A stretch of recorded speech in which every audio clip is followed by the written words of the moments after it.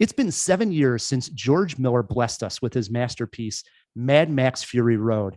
He is back in a big way with 3,000 Years of Longing, adapted from the short story, The Djinn in the Nightingale's Eyes. The film stars Tilda Swinton, Idris Elba. Was my wish that the movie be amazing granted? I hit the theater to check it out. My name is Alethea. My story is true. I am a solitary creature by nature. I have no children, no siblings, no parents. I did once have a husband. Tilda Swinton plays a scholar who is content with her life. She is at a conference in Istanbul explaining to a crowd why stories matter, how important they are to our civilization, how we learn from them, and how we need them. During her stay there, she buys an odd-shaped glass vase. When she opens it in her hotel room, a djinn, or a genie, appears to grant her 3 wishes. Problem here is, she's so content with her life, she does not want to wish for anything.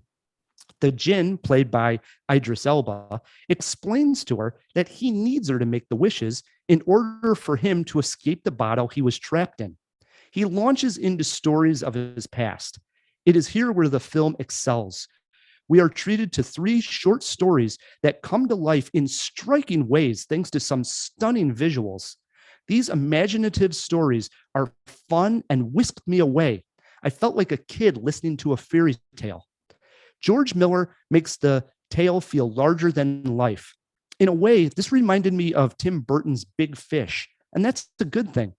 One of the stories sees the djinn's bottle being buried under a stone step in a castle, and he tries to lure a young prince to move the stone. Now, the way that stone is finally broken is hilarious. Besides the 3 stories, we also get the main story between Tilda Swinton's character and the Idris Elba djinn. This central through line is where the film stumbles a bit, but in not a terrible way. It failed to lure me in emotionally, however. Had the storyline worked, this would have been something really special. As it is, I'm still highly recommending 3,000 Years of Longing. So George Miller was notably old, right? When Mad Max Fury Road came out. And a lot of people said, I don't know if this guy's got the energy for such a film. And lo and behold, he surprised us, gave us one of the greatest movies of all time. 7 years have gone by. Has he missed a step, or is he just as good a filmmaker as ever? Well, I want to say what's so interesting is the contrast between these 2 movies, 7 years apart, because Mad Max Fury Road is known for how many practical effects they did, Right. in camera, all these ridiculously complex car chases and motorcycles and wacky stuff that was going on in the desert. Mm-hmm. Incredible. And here in 3,000 Years of Longing, George Miller actually almost goes completely CGI. So there's very little in-camera effects. So it's interesting that he can play, both sides of this. I usually directors seem to, pick a side and go with it, like really go heavy with the in-camera effects. Here, he just flips the coin and goes almost fully CGI, and it worked, on its own, completely its own thing, not, a bad special effect in there. I mean, I thought they were all really well done. It's just completely different style than Mad Max Fury Road. To your question, George Miller still does have the energy. The film feels very large in scope. I think he nailed it again. If that central storyline could have went through, this honestly could have been one of my favorite films of the year. I loved the short story aspect. I loved the way the film looked. It just, the main part that was supposed to be the emotional wallop was just a little off. It was just a little dull, Yeah. I mean, anthologies can be difficult, especially tying them all together. It can, because the pacing when you're doing those, right? Because you're getting a stop start of a story. So that you get this like little story arc, and then you got to like get it revved up again in the second story. So it doesn't have the normal pacing of one narrative.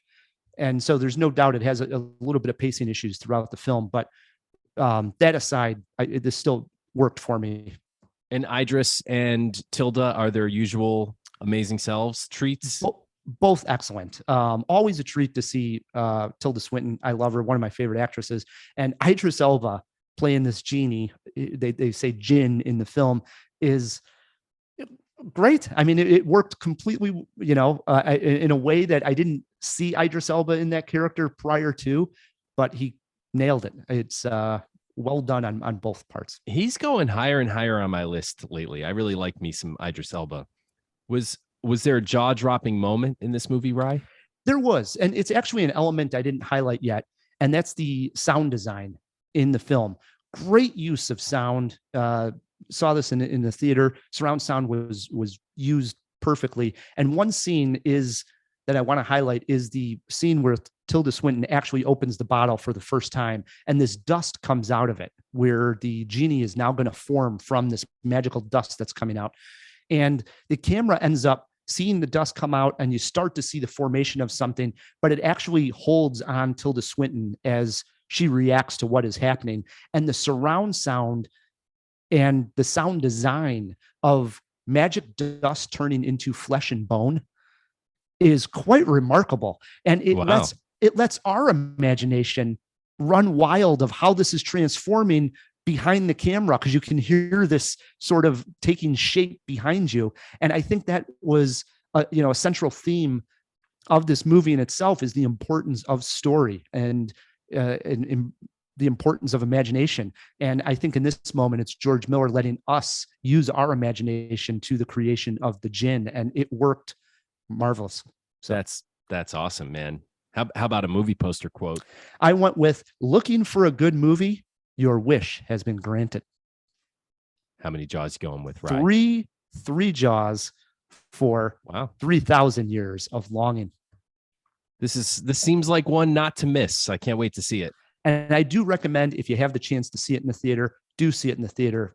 The big screen will add to this, and the surround sound. So if you've got the money, got the time, do see it in the theater.